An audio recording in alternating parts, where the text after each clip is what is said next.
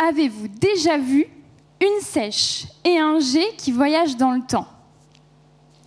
Bon, imaginez, nous sommes un soir de mars pluvieux et froid.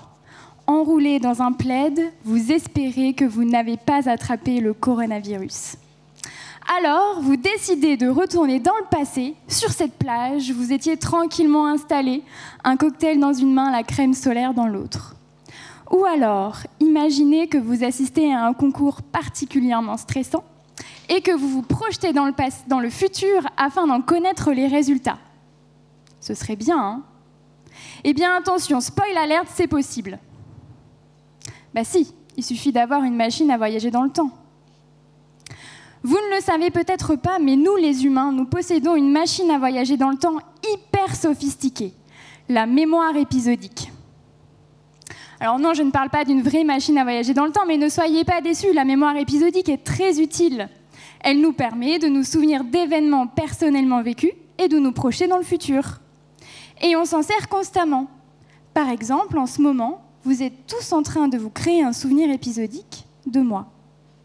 Vous vivez tous la même situation, mais vous allez l'encoder sur la base de vos propres perceptions et sensations. Bon, nous les humains, nous sommes les experts du voyage mental dans le temps, mais sommes-nous les seuls à pouvoir le faire? Dans ma thèse, j'essaye de déterminer si la mémoire épisodique est un super pouvoir humain ou si elle est partagée à d'autres espèces animales.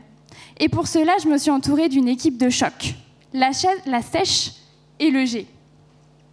La sèche, c'est un mollusque céphalopode comme le poulpe. C'est un peu les superstars de la recherche en ce moment.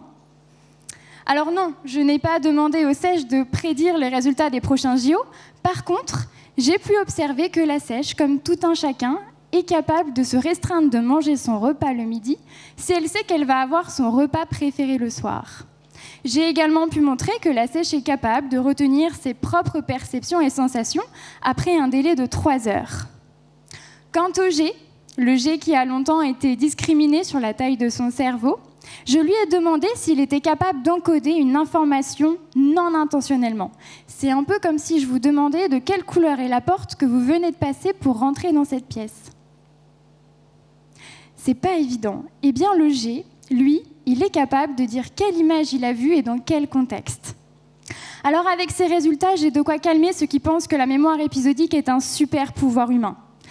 Donc non, on ne peut toujours pas voyager physiquement dans le temps, mais une sèche et un G avec une mémoire d'éléphant, ça, on ne l'avait encore jamais vu. Merci. Merci beaucoup, Pauline.